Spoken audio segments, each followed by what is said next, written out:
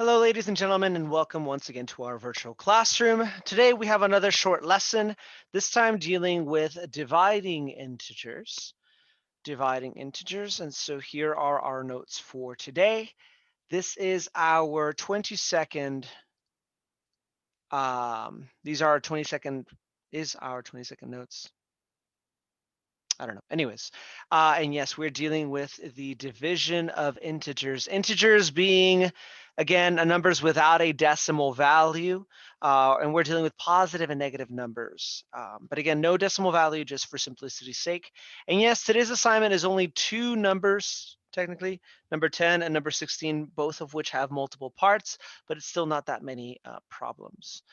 Okay, so as always, if you have not yet copied this down into your notes before you do your assignment, I encourage you to pause this video, copy this down, and then continue the video. Moving on. So what's cool about dividing integers, and if you saw my previous video about multiplying integers, you will find that the rules for dividing integers and the rules for multiplying integers are actually exactly the same. They are exactly the same thing. In both of those, there's two different scenarios. You're either dividing or multiplying two numbers with the same signs, meaning they're both negative or they're both positive, or you're dividing or multiplying numbers with different signs where one is positive and one is negative. So here, I'm only going to be talking in division terms. So when you're dividing two numbers and they have the same signs, the answer will always be positive. And so in one of our problems for our assignment today, that is 10C, we find 30 divided by 15. 30 divided by 15. Notice how both of these are positive. Therefore, my answer has to be positive, and my answer indeed is positive 2. Now, a way to check division is to do the opposite operation. What's the opposite of division? It's multiplication. So I'm going to take the quotient, that is the answer, and I'm going to take the answer and then multiply it times the divisor, which is 15, and I'm going to follow the multiplication rules. So we have the same signs, they're both positive. My answer is going to be positive, so 2 times 15 is 30. Notice how I ended up with the same thing that I started with, 30 and 30. Let's do another one. Here we have in 10D, we have negative 25 divided into negative 5. Negative 25 divided into negative 5.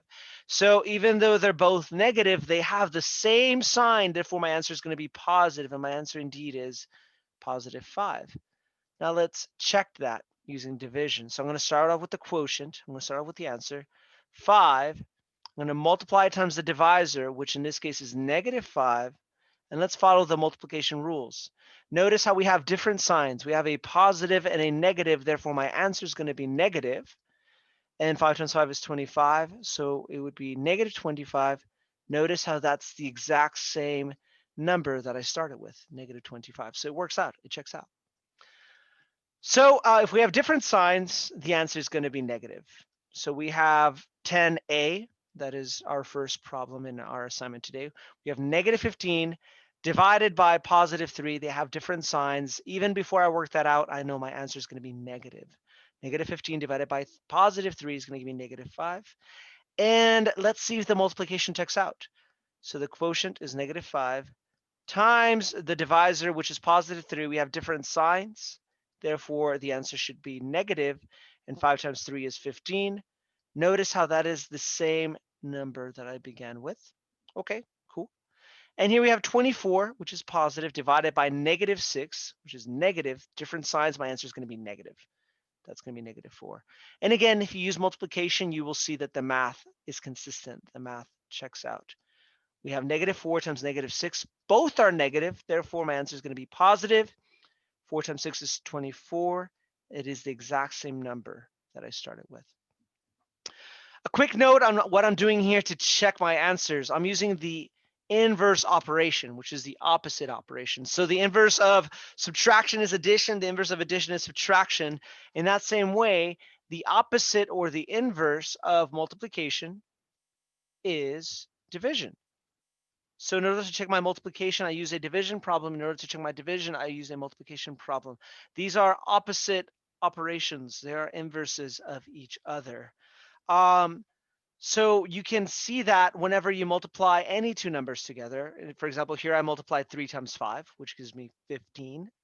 If I start off with my answer, with my product, which is 15, and I divide it by one of the factors, then my quotient, my answer is going to be the other factor.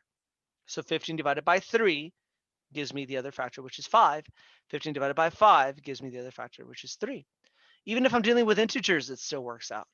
Negative 5 times 5, notice on one is positive and one is negative, therefore that's going to give me negative 25. If I start with negative 25 and I divide it by one of those factors, in this case, if I divide it by the positive 5, we have opposites or different signs, so it's going to be negative 5.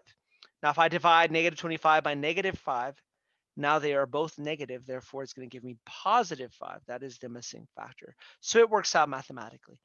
So these are short notes. I know it was quick. If you still have questions, I encourage you to go to Schoology, as I'm doing right now. Go to Schoology, go to the resources folder,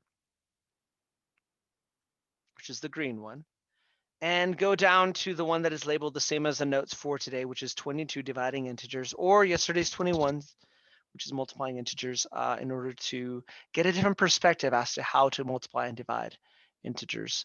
Ladies and gentlemen, I hope you found this helpful, and I will see you next time. Goodbye.